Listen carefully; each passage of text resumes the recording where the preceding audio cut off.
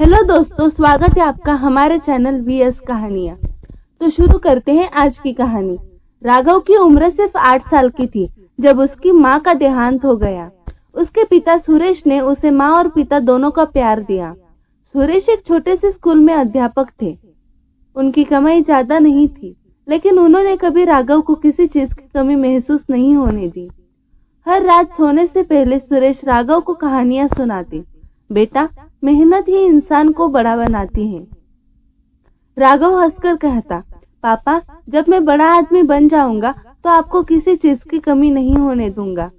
सुरेश मुस्कुराते हुए उसके सिर पर हाथ फेरते। मुझे बस तेरा प्यार चाहिए बेटा।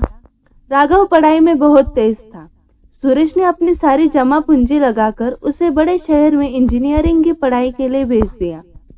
बेटा, शहर में रहकर खूब मेहनत करना, मैं तुझसे रोज बात करूंगा।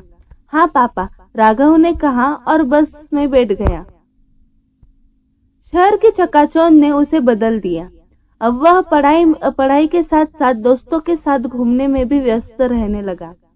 धीरे धीरे पापा के फोन का जवाब देना कम कर दिया। अगर कभी फोन उठाता भी तो जल्दी जल्दी बात करके टाल देता। पापा, अभी बहुत बिजी हूँ, बाद में बात करता हूँ। सुरेश उदास हो जाते, लेकिन फिर भी हर रोज फोन करते, इस उम्मीद में कि कभी तो उनका बेटा फुर्सत से बात करेगा। कुछ सालों बाद राघव को एक बड़ी कंपनी में नौकरी मिल गई। वह पूरी तरह से शहर की तेज रफ्तार जिंदगी में रम चुका था। पिता का फोन अब हफ्तों तक अनसुना रह जाता। एक दिन पड़ोसी का फोन आया। बेटा, तेरे पापा कई दिनों से बीमार है, बहुत कमजोर हो गए हैं, एक बार आकर मिल जा। राघव ने काम की व्यस्तता का बहाना बनाकर कहा, मैं इस महीने बिजी हूँ, अगले महीने आऊंगा।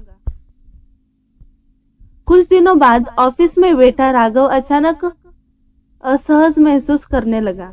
उसका मन बेचैन था। तभी उसका फोन बजा। बेटा, अब तेरे पापा इस दुनिया में नहीं रहे। राघव के हाथ से फोन गिर गया। वह तुरंत गांव के लिए रवाना हो गया। जब वह घर पहुंचा तो उसके पिता का शांत चेहरा सफेद कपड़े में लिपटा हुआ था। उसके चेहरे पर दर्द नहीं था, बस एक अधूरी सांस थी, अपने बेटे से मिलने की। पड़ोसी ने एक पुराना लिफाफा राघव को दिया। तेरे पापा ने मरने से पहले यह चिट्ठी तेरे लिए लिखी थी। राघव ने कांपते हाथों से चिट्ठी खोली और पढ़ने लगा। मेरे प्यारे बेटे, जब तू यह चिट्ठी पढ़ रहा होगा तब मैं शायद इस दुनिया में नहीं रहूंगा। मुझे पता है कि तू बहुत बड़ा आदमी बन गया है। यह सोचकर मेरा दिल गर्व से भर जाता है। बेटा, तुझे याद है जब तू छोटा था तब हर रात मेरे सीने से लगाकर सोता था। मुझे तेरी हंसी की गूंज अब भी सुनाई देती है। बेटा, मैंने कभी तुझसे कुछ नहीं मांगा, बस एक इच्छा थी, जीवन के आखिरी दिनों में तुझे पास बैठकर देख सकूं, तुझसे कुछ बातें कर सकूं। शायद मैं तुझे ज्यादा तंग करता था हर रोज फोन करके, पर क्या करूं बेटा, तेरे बिना मेरा मन नहीं लगता था। अब जब तू यह पढ़ रहा है तो मैं तुझे देख नहीं सकता, लेकिन मेरी दुआएं हमेशा तेरे साथ रहेगी। जब कभी तुझे लगे कि तू अकेला है तो आसमान की ओर देखना, मैं वहीं से तुझे आशीर्वाद दूंगा। खुश रहना बेटा, यही मेरी आखिरी ख्वाहिश थी। तेरे पापा। राघव की आंखों से आंसू रुकने का नाम नहीं ले रहे थे। उसने चिट्ठी को सीने से लगा लिया और फुट फुट कर रो पड़ा। उसे एहसास हो गया था कि उसने अपने जीवन की सबसे बड़ी भूल कर दी थी। जो इंसान उसकी पूरी दुनिया थी, उसी को उसने नजरअंदाज कर दिया था। राघव ने अपने पिता की तस्वीर के सामने बैठकर खुद से वादा किया, अब मैं कभी अपने अपनों को नजरअंदाज नहीं करूंगा। जो रिश्ते हमारे पास है उसकी कदर करनी चाहिए, वरना एक दिन सिर्फ पछतावा रह जाता है।